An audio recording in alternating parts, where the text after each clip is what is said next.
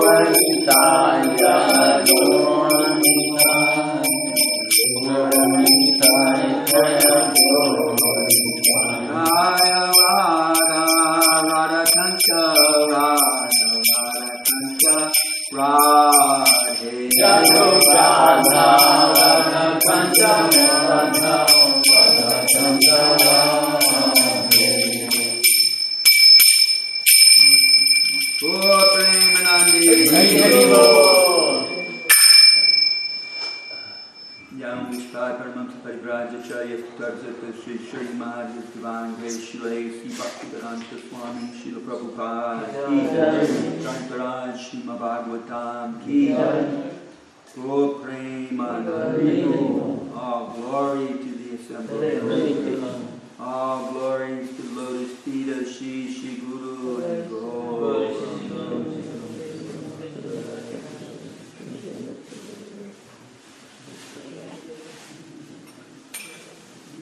Om Namo Bhagavate Vasudevaya.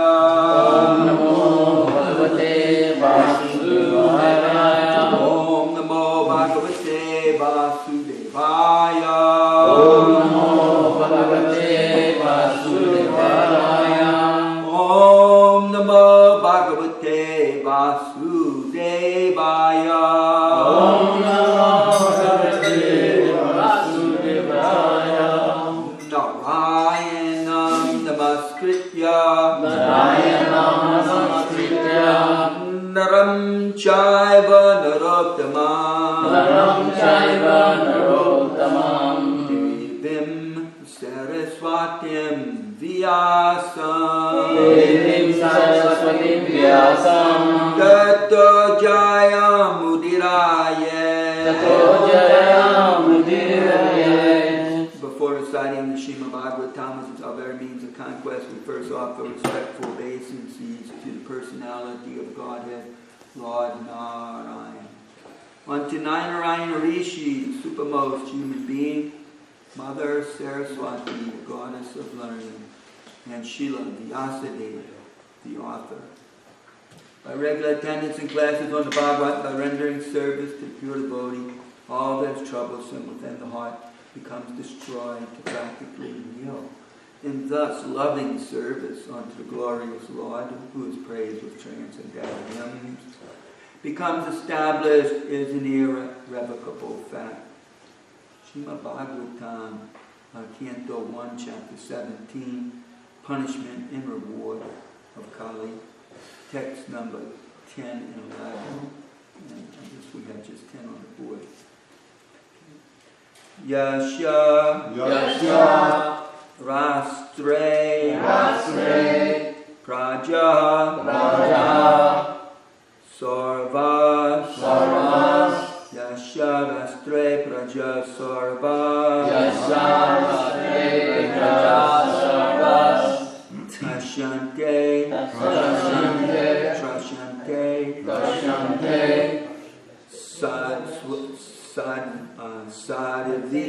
Sadhavi Asadhuvi Trashante Swajasadhuvi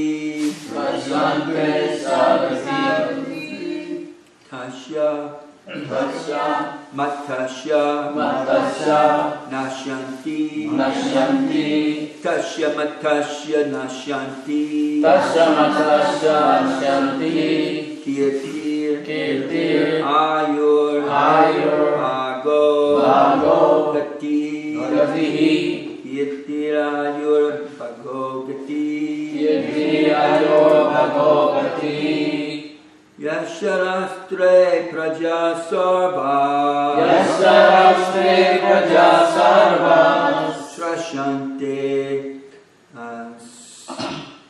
Sajaya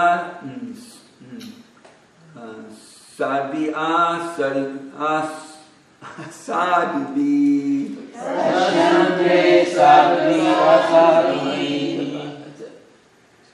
Tashamatasha Nashanti Yeti Ayur Bhagogati Yasharastre Praja Sarva Rashante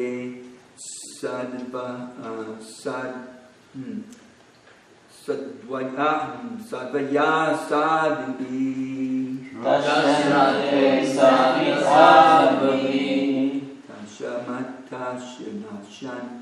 Tashamatasha Nashanti Kirti Ayur Bhagogati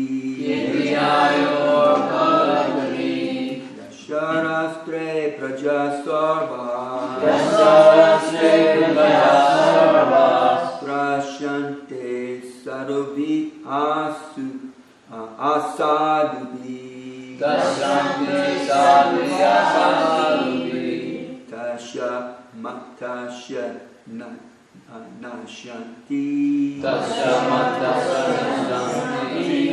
Kirti Ayur Bhagogati Yasharastre Praja Sarvas Tashante Sadhuvi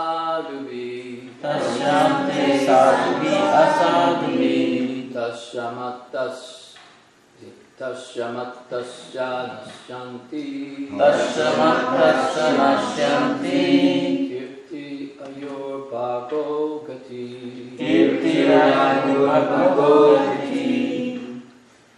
Yasharastre Praja Sarvas Trashyante Sadvi Asadhubihi Tasamatasya Nashyanti Kirtir Ayur Bhagogatihi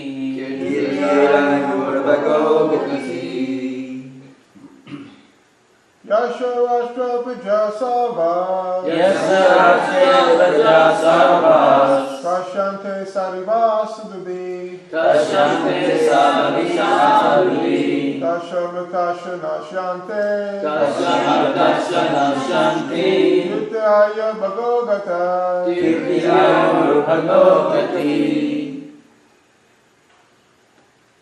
Yasharastre Praja Sarvas Yasharastre Praja Sarvas Dasyante Sati Asadubi Dasyante Asadubi Tasyama Tasya Nasyanti Tasyama Tasya Nasyanti Kirtir Ayurvago Gati Kirti Ayurvagati Yasya Rastre Praja Sarva Yasya Rastre Praja Sarva Dasyante Sadhya Sadubi Dasyante Sadhya Sadubi Tasyama Tasya Nasyanti Tasyama Tasya Nasyanti Kirtir Ayurvago Gati Kirti Ayurvagati. Anyone else? Yasya Rastre Praja Sarva Yasya Rastre Praja Sarva Dasyante Sadhya Sadubi Dasyante Sadhya Sadubi Tasya Nasyanti Tasyama Tasya Nasyanti Kirtaya Bhagavati Kirti Ayurvagati. Anyone else like to try? Alrighty, let's see. The second verse goes, Esha Rajnam Parodharmo Hiyatanam Ati Nigraha Atta Enam Vadishyami Bhutto Druham Asatamam. Okay, word for word. Yasha, one who, Rastre, in the state, Raja, living being, Sarva, one and all, Drashante, or terrified, Sadhavi, O chaste one, Asadhubi, by the miscreants, Tasha, hid, Matasha,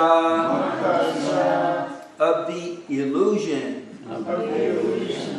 Nashanti, vanishes, Kirti, fame, Ayu, duration of life, Bhaga, fortune, Gati, good rebirth, Eshaha, these are, Rajnam, of the king, Paraha, superior, Dharmaha, occupation, he, certainly, Atana, of the sufferers, Ati, sufferings, Nigraha, subduing, Atta, therefore, Enam, this man, Vadishyami, I shall kill, Bhuta, Druham, revolter against ever-living beings. Asatama, yeah, the most wretched. Translation, please repeat. O chaste one, the king's good name, duration of life, and good rebirth, vanish. When all kinds of living beings are terrified by miscreants in his kingdom, it is certainly the prime duty of the king to subdue first the sufferings of those who suffer. Therefore I must kill this most wretched man, because he is violent against ever living beings. O chaste one, the king's good name, duration of life, and good rebirth vanish when all kinds of living beings are terrified by miscreants in his kingdom. It is certainly the prime duty of the king to subdue first the sufferings of those who suffer. Therefore, I must kill this most wretched man, because he is violent against ever living beings. Srila Prabhupada's Divine Purport. When there is some disturbance caused by wild animals in a village or town, the police or others take action to kill them. Similarly, it is the duty of the government to kill at once all bad social elements, such as thieves, dacoits, and murderers. The same punishment is also due to animal killers, because the animals of the state are also praja. Praja means one who has taken birth in the state, and this includes both men and animals. Any living being who takes birth in a state has the primary right to live under the protection of the king. The jungle animals are also subject to the king, and they also have the right to live. So what to speak of domestic animals like cows and bulls? Any living being, if he terrifies other living beings, is a most wretched subject, and the king should at once kill such a disturbing element. As the wild animal is killed when it creates disturbances, similarly, any man who unnecessarily kills or terrifies the jungle animals or other animals must be punished at once by the law of the Supreme Lord. All living beings, in whatever shape they may be, are the sons of the Lord, and no one has any right to kill another animal unless it is so ordered by the codes of natural laws. The tiger can kill a lower animal for his sustenance, but a man cannot kill an animal for his sustenance. That is the law of God, who has created the law that a living being subsists by eating another living being. Thus, the vegetarians are also living by eating other living beings. Therefore, the law is that one should live only by eating pacific living beings. It's ordained by the law of God. The Isopanishad directs that one should live by the direction of the Lord and not by one's sweet will. A man can subsist on varieties of grains, fruit, and milk ordained by God, and there is no need of animal food, save and except in particular cases. The illusion king or executive head, even though sometimes advertised as a great philosopher and learned scholar, will allow slaughterhouses in the state without knowing that torturing poor animals clears the way to hell for such foolish kings or executive heads. The executive head must always be alert to the safety of the projects, both man and animal, and inquire whether a particular living being is harassed at any place by another living being. the harassing living being, must at once be caught and put to death, is shown by Maharaj Parikshit. The people's government, or government by the people, should not allow killing of innocent animals by the sweet will of foolish government men. They must know the codes of God is mentioned in the revealed scriptures. Maharaj Parikshit quotes here that according to the codes of God, the irresponsible king or state executive jeopardizes his good name, duration of life, power and strength, and ultimately his progressive march toward a better life in salvation after death. Such foolish men do not even believe in the existence of a next life. While commenting on this particular verse, we have in our presence the statement of a great modern politician who has recently died and left his will, which discloses his poor fund of knowledge of the codes of God mentioned by Maharaj Parikshit.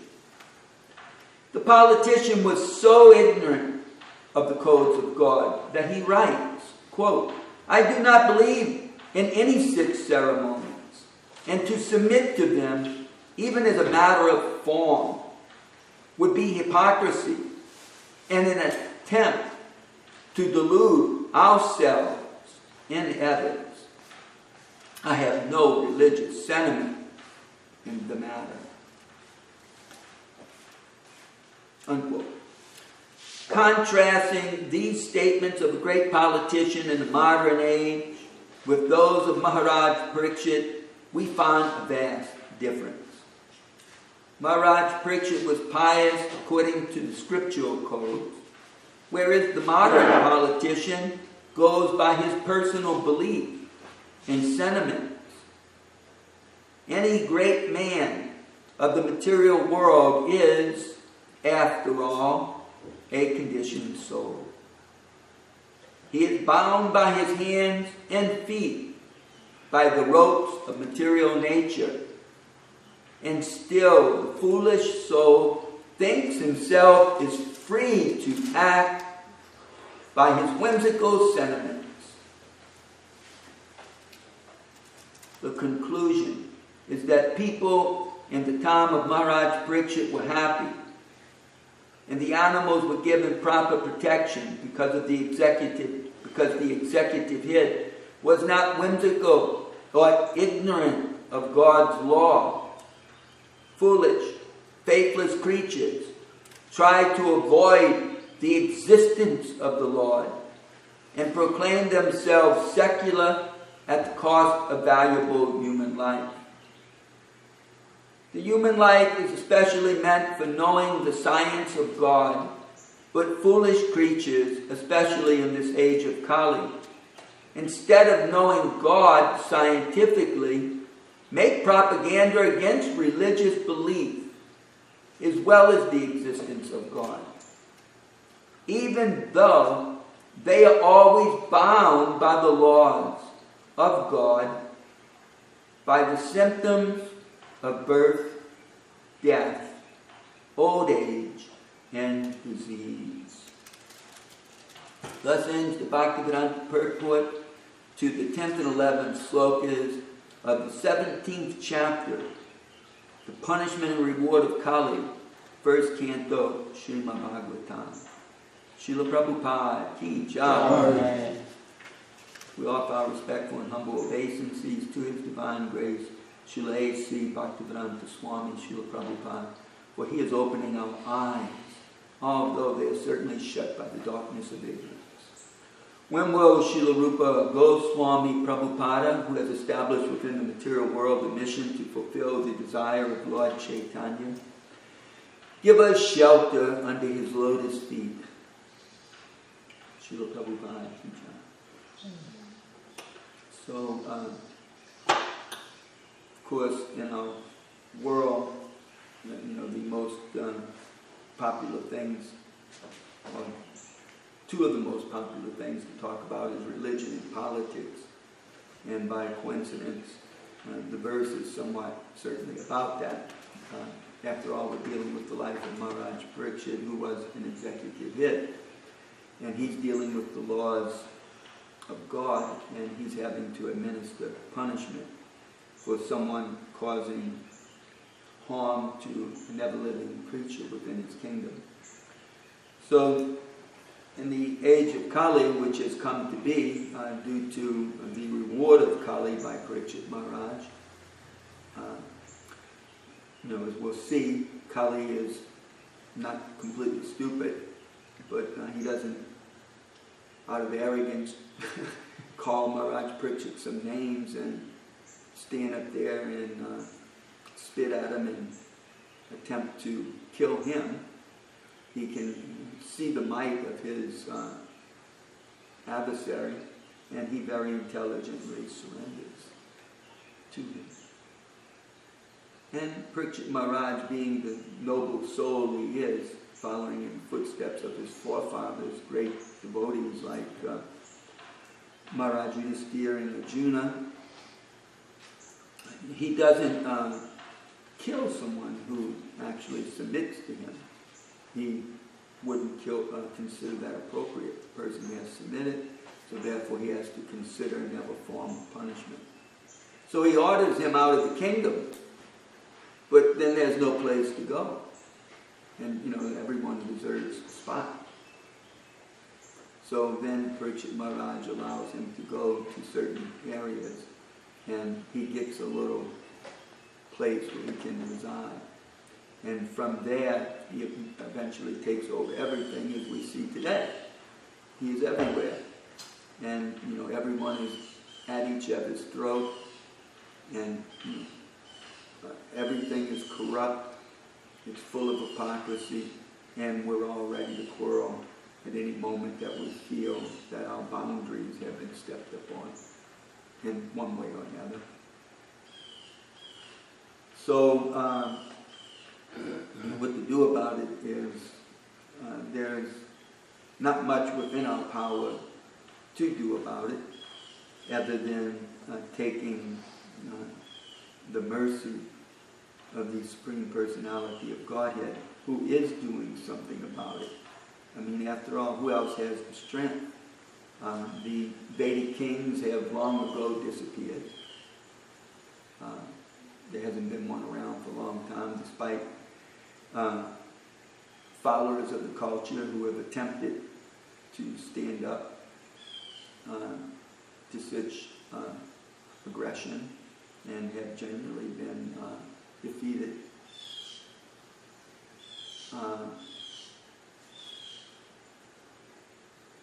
And nowadays we see that still going on. But it's very difficult to find one man who can make such an attempt. We do see politicians in America, they're trying to stand up for the right of the unborn, that there's not just complete freedom to perform an abortion. I mean, obviously, there are times when it's a necessity, and obviously there's some right of the mother, as well as of the baby. And all these things have to be understood through scripture and through proper ascertainment of the time, place, and circumstances. We see politicians, though, attempting to make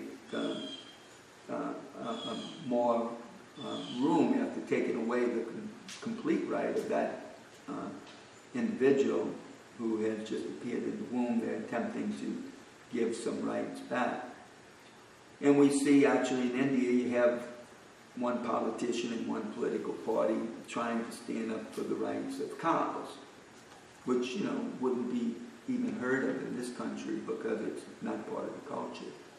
It's a culture of Malechas and Yavanas, and that means that they are slaughterers of cows and other animals. In fact, the Malecha and Yavana culture has spread so much all over the world that all sorts of innocent animals are slaughtered and are going extinct, and, including elephants. They expect that elephants will be gone, except in zoos, within the next 10 years.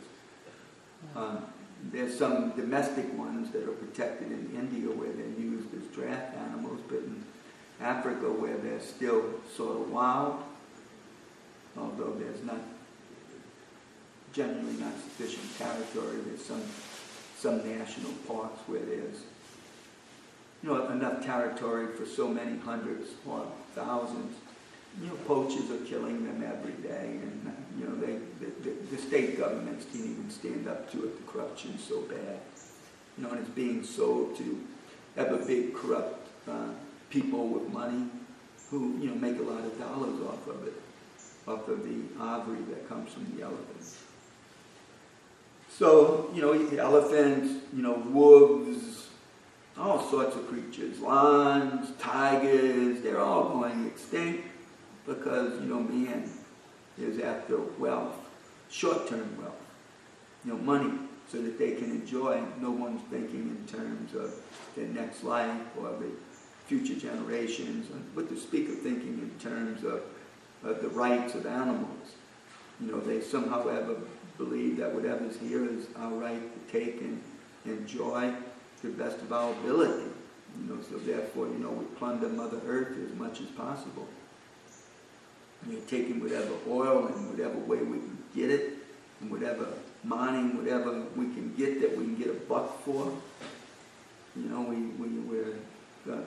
We're doing all these things. I mean, these are our brothers and sisters doing this all over the world. It's our Malacha and Yavana cultures, and whatever's left of Vedic culture, they're to a large degree are also having to engage in these things in order to fight back, try to maintain some sort of sovereignty.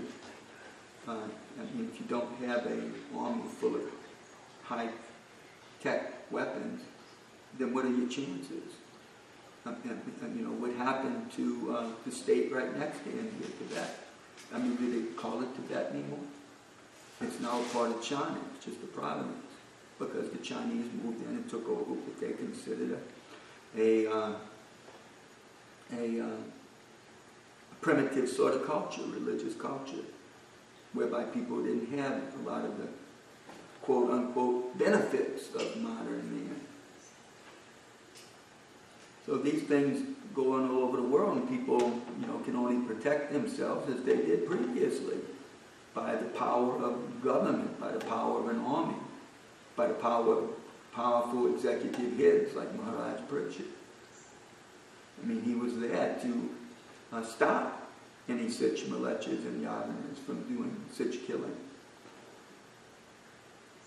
But in the world today, everything's dominated by such cultures.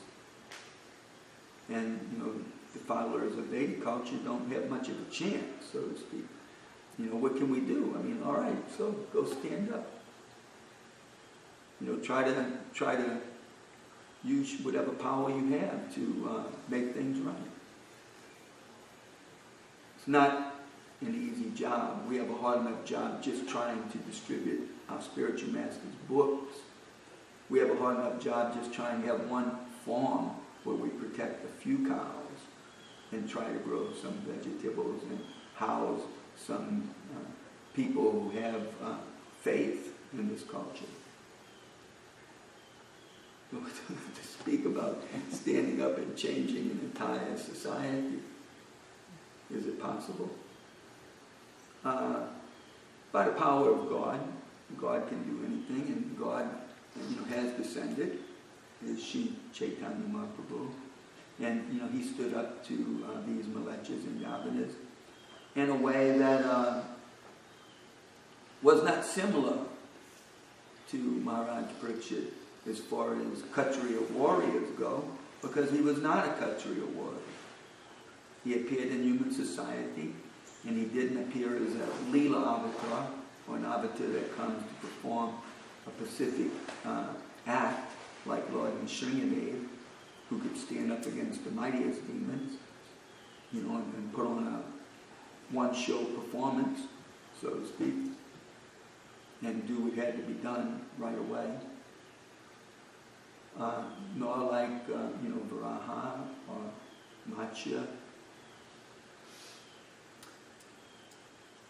But Lord Chaitanya, he appeared in a Brahminical society, a society of people who teach Brahminical culture. And he never crossed those boundaries. As ordinary human beings can't cross those boundaries. And let's see all the, scholars in society, who are peaceful, loving people, go stand up to all the warriors in the world. I mean, even in a little country like Cambodia, they just slaughtered intellectuals. There was no need for them. They only cared for farmers and warriors. No need for, people unless they could make weapons or, produce food for the army to eat. And then everybody, had to work for the good of the executive head in the military.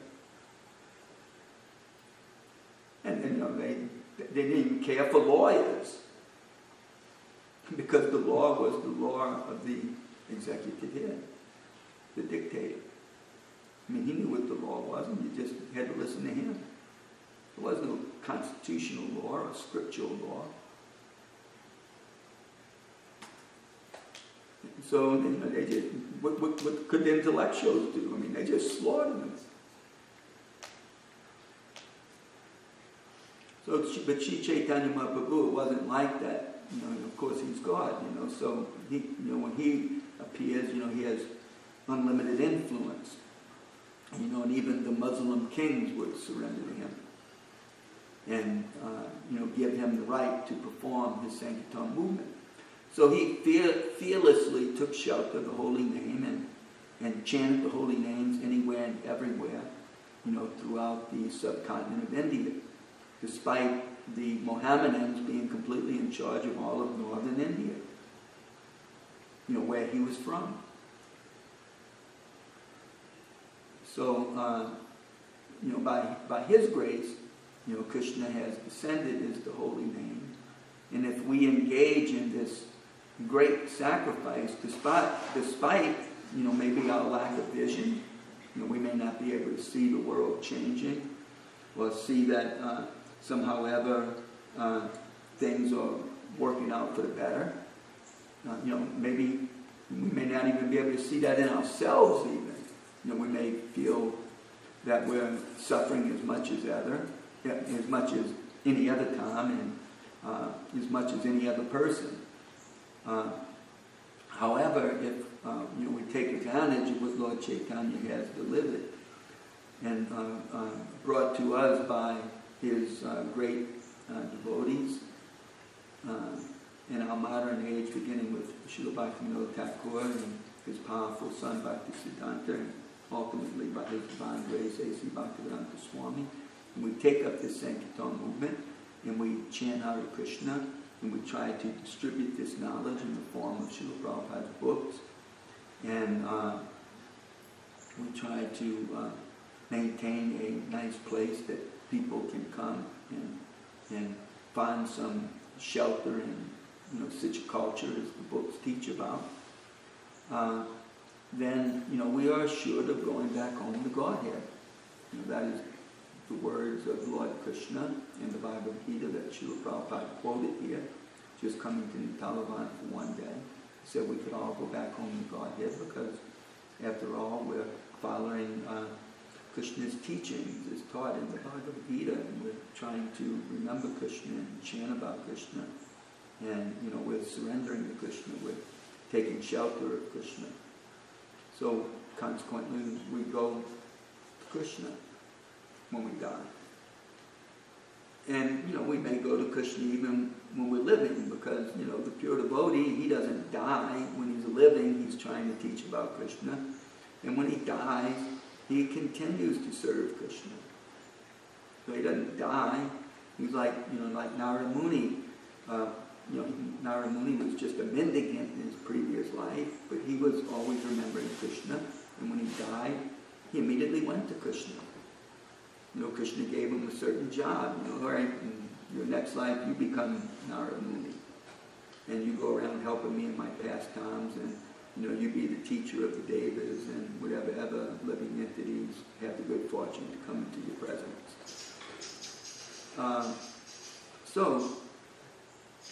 The same for us.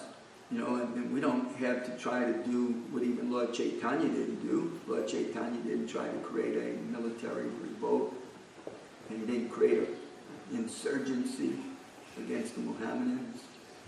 He let the Kshatriya kings do what they had to do. He, by order of his mother, he took shelter in Jagannath Puri, and the reigning king there was powerful enough to keep the Muslims from taking over. So Lord Chaitanya didn't interfere. He never interfered in Kshatriya affairs. In fact, he followed the order of sannyas, which meant that he had to be always aloof from any sort of government affairs. Even when his great devotee, who in his previous life was Bhima, got in trouble for not turning in, or there was some court case made against him that he didn't turn in the right amount of taxes that he collected. He was a tax collector for the government. That's how he made his living. So, he was an IRS guy. There must be 50,000 people in the United States employed by IRS, if not more. We all pay our fair share, and that's how we have roads and federal government and federal judges and everybody else who's involved in any sort of government is paid by taxes. So he was that type of person for his livelihood. But he was a great devotee of Lord Chaitanya. But when he got in trouble, Lord Chaitanya didn't do anything about it. And eventually all the devotees came and petitioned him. He's your devotee, please help him. He said, help him? Why don't he do what's right? Why is he in trouble? Did he do what was right? Why is the king punishing him? So eventually, he worked some magic. I cannot remember, verbatim about the story, exactly what it said. But eventually, by Lord Chaitanya's grace, he was saved. And then Lord Chaitanya called him into his presence and ordered him not to cheat the government. Even though he never took anything for his personal benefit. What he did take, he tried to help the devotees with. And even in the Christian Bible, in the New Testament, there's some quote of Jesus saying, give to Rome what is due to Rome. In other words, you have to pay your taxes. Because that's the arrangement of providence, that the government has the right to extract taxes in order to protect people. That's how the kings of the government makes a livelihood, so to speak, and able to conduct their work, which is the work of government. Otherwise, what is the difference between humans and animals if they're in government? Here we're reading about, a head of a government. He's called a Rajarshi, or a saintly king, because he can protect people. If you take government out of the scene, then you have to deal with all the bad people. And who's going to protect us from them? Who? It's government that does that work. No government means no protection. Then you're at the hands of dacoits, gangs, clans, whoever can, form enough power to try to fend off, its adversaries, and then generally, almost all the time, steal the wealth of others to support themselves. Do you think they're just going to let some pious people live? No, they're going to go take what they have. Even in Mississippi, during the Native American Indian days, there's the famous story of the Pascagoula Indians, where Pascagoula's town is named after, the Pascagoula River. They were peaceful people, and and they got into some difficulty with a warlike tribe, and rather than see themselves exploited, they all walked into the Pascagoula River, committing, suicide. The whole tribe. And so there's even one river called the Singing River, because they, were singing their songs and entered into the river, because they didn't want to be exploited by, the ruthless power of, other tribes who, believed in warfare. So, there has to be, organized government, and, according to the codes of Scripture. But we see even in the secular world that there's not law by man, but that, there's law by law.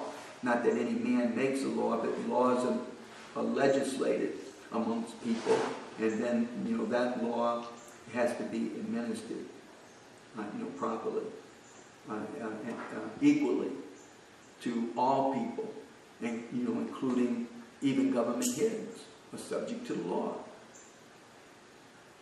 If they commit some crimes, then, they're punished.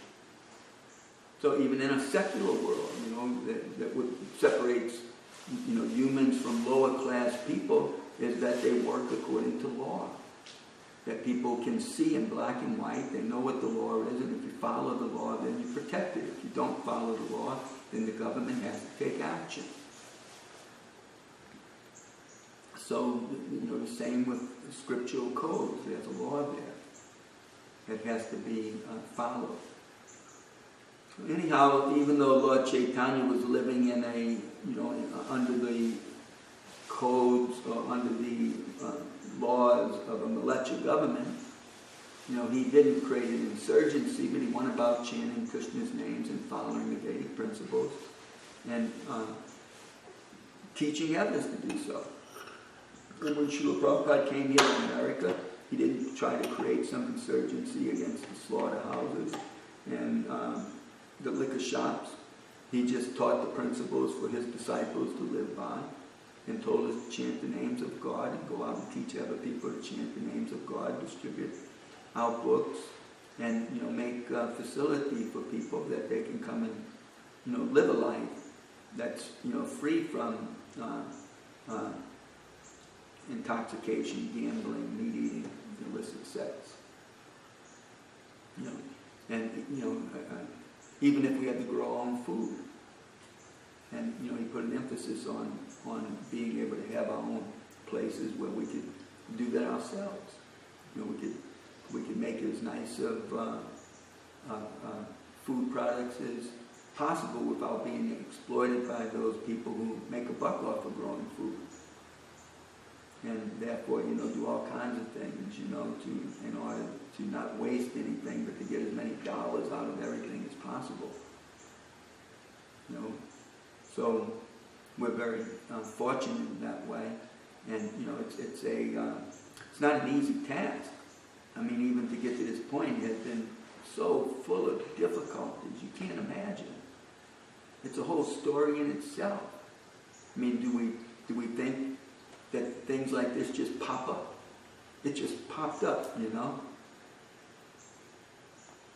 No, it meant that there were years and years and years of work and effort. Do we think that, like, the Temple of Vedic Planetarium just popped up? No, I mean, there was so much of a struggle for years and years and years by devotees in order to even get to that point. And the most principal holy place in the universe, at this day and time, there had to be such a struggle just to get to that point. And still such a struggle to go on just to do it. Then what to speak of, maintaining it. It's required thousands and thousands of people and, millions of dollars, just to do that. So then what to speak of all over the world, in every little country and state, and city. You have the Sankirtan movement that's trying to follow Srila Prabhupada and perform the Sankirtan Yoga and save themselves save the world as much as possible, from Los Angeles to Moscow to New York and Paris and, Melbourne, Australia, all over the world. All these, it's been just years and years and years of Sankirtan Yoga. And, that goes on as each devotee passes away. It can't come to an end because the prophecy is there. Lord Chaitanya wants it to happen. We've seen Prabhupada himself has left us. So many of his disciples have left us. All of them will leave us. And we will leave ourselves. And, so therefore the mission, has to be passed down through the chain of disciplic succession, just like it got to us, through the chain of disciplic succession. 8:30. 8:30, yeah, so we have to stop soon. So that let us be encouraged. That, we don't have, the mission can be. Lord Chaitanya made it fairly easy for us. We simply have to chant Hare Krishna. Prabhupada would let devotees just chant Hare Krishna. He would chastise them if they were just claiming to chant Hare Krishna, but were really just eating as much as possible and going to sleep. He would say, no, get up and go to work. What are you doing? But if that's all you have to do is chant Hare Krishna, but we have to honestly do that. So it's generally in this day and age it's easier for folks to engage in some practical devotional service. So therefore there's unlimited engagement, from the deity worship to the printing of books, to the distribution of books, to the farming of land, to the protection of cows, to the administration of communities and temples. I mean, just unlimited engagement. To speak of all the arts and crafts and the regular work of, who's going to fix the plumbing and who's going to deal with the electrical problems and who's going to fix all the wood that's rotting or the foundations that are sinking or this or that. So there's so much, there's the same engagement that people have in the world. The world doesn't go on without everybody working together to maintain it. So we have all of our engagement in Krishna's service, and we shouldn't think that Krishna doesn't see all that work. And that's how we've gotten to the point that we're at, and that's how we continue. So we have to encourage one another and take pride in each other's devotional service and encourage each other, whatever that service may be. So I'm going to have to stop now. I got to go. Got some difficulties I have to deal with. Hare Krishna, Hare Krishna.